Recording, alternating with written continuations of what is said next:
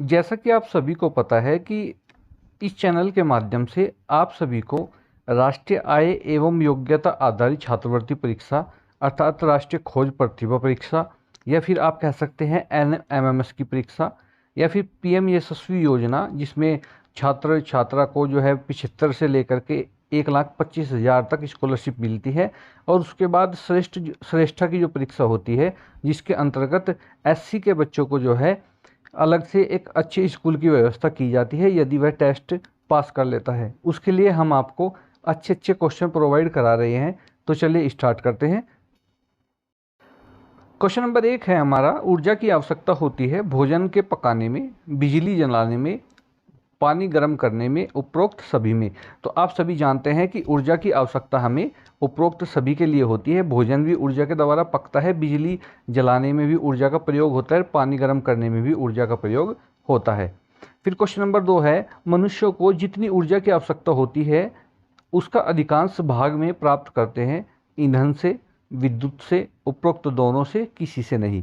तो देखिए, जो भी ऊर्जा मनुष्य को प्राप्त होती है उस अपनी आवश्यकता के अनुसार मनुष्य ईंधन और विद्युत दोनों से जो है ऊर्जा प्राप्त करता है। तो इसका ऑप्शन नंबर सी हो जाएगा, उपरोक्त दोनों से। क्वेश्चन नंबर 3 है, निम्नलिखित में से कौन पृथ्वी के क्रोड में संचित है? कोयला, पेट्रोलियम, प्राकृतिक गैस, उपरोक्त सभी।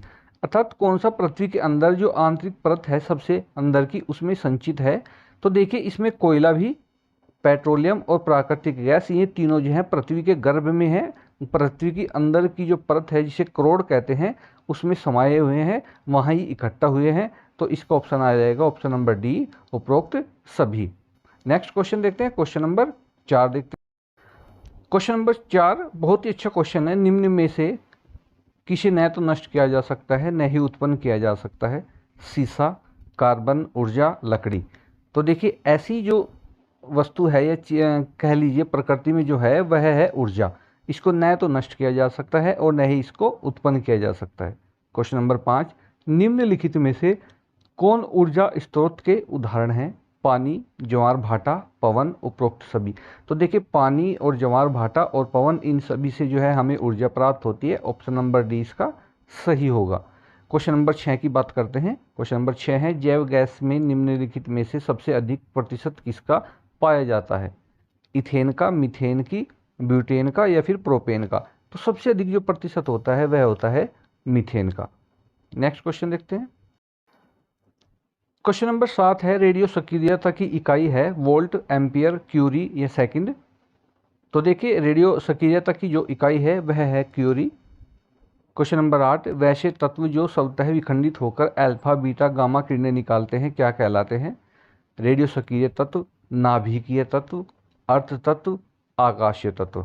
तो देखिए, इसका आंसर होगा ऑप्शन नंबर ए, रेडियो सक्रिय तत्व।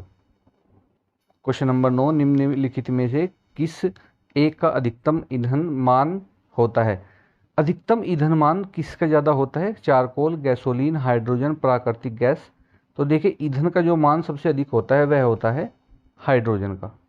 क्वेश्चन नंबर 10, निम्नलिखित में से कौन सा ईंधन न्यूनतम पर्यावरण प्रदूषण उत्पन्न करता है?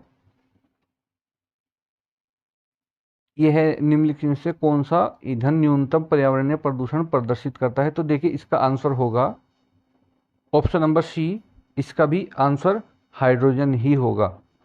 क्वेश्चन नंबर 11, रेडियोधर्मी तत्व उत्सर्जित करता है बीटा कण, गामा कण, अल्फा कण, उपरोक्त सभी। तो आंसर होगा इसका डी, उपरोक्त सभी। क्वेश्चन नंबर 12, घरेलू LPG सिलेंडरों में दाब में जो है दाब मापक प्रदान नहीं किए जाते सिलेंडरों में, क्योंकि ये LPG द्वारा रोक लिए जाते हैं, ये बहुत महंगे होते हैं, इनका प्रयोग निरापद नहीं है, ये LPG सिलेंडर में गैस की मात्रा को प्रदर्शित नहीं कर सकते। तो इसका ऑप्शन नंबर होगा डी। सिलेंडर में LPG का जो सिलेंडर होता है जो घर में लगता है उस पर दाब का मापक नहीं लगा सकते, क्योंकि यह प्रदर्शित नहीं कर सकता कि सिलेंडर के अंदर कितनी गैस है।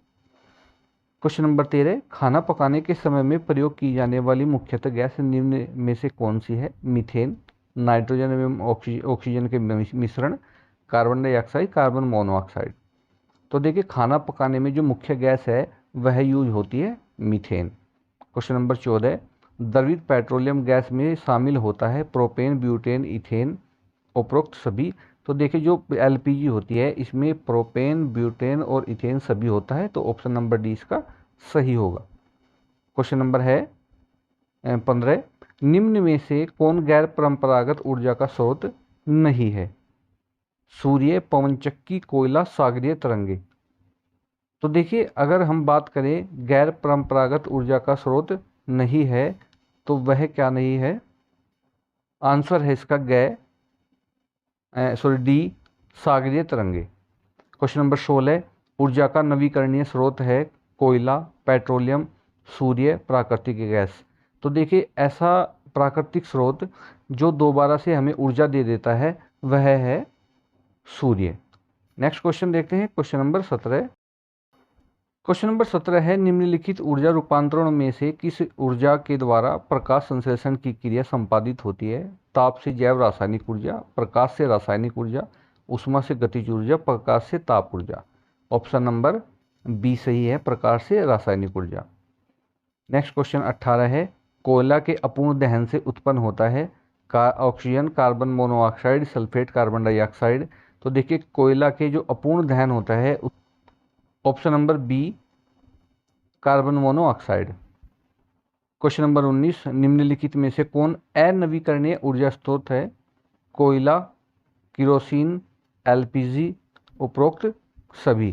तो देखिए इसका आंसर होगा क्वेश्चन नंबर 19, उपरोक्त सभी, ऑप्शन नंबर डी। नेक्स्ट है, निम्नलिखित में से कौन अनवीकरणीय ऊर्जा का स्रोत नहीं है? केरोसिन, सूर्य ऊर्जा, कुकिंग गैस, उपरोक्त सभी। तो देखिए जो नवीकरणीय ऊर्जा का स्रोत नहीं है वह है सूर्य ऊर्जा। नेक्स्ट है, वह ताप जिस पर कोई विशेष पदार्थ वायु की उपस्थिति में जलता है उसे उस पदार्थ का कहते हैं दहन ताप, गलनांक ताप, ठोस ताप, जीवाश्म ताप। तो आंसर होगा आपका ए, दहन ताप। क्वेश्चन नंबर 22, यदि किसी पदार्थ का ताप उसके दहन ताप से कम होता है तो वह आग नहीं पकड़ता, आग जल्दी पकड़ता है। आग तीव्र ज्वाला वाली होती है, उपरोक्त सभी तत्व हैं तो सत्य हैं। तो देखिए इसमें है वह आग नहीं पकड़ता। क्वेश्चन नंबर है 23, निम्नलिखित में से कौन दहनशील है?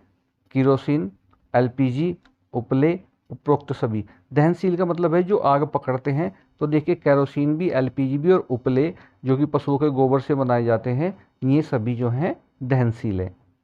क्वेश्चन नंबर 24, निम्नलिखित में से कौन एक द्रव ईंधन का उदाहरण है?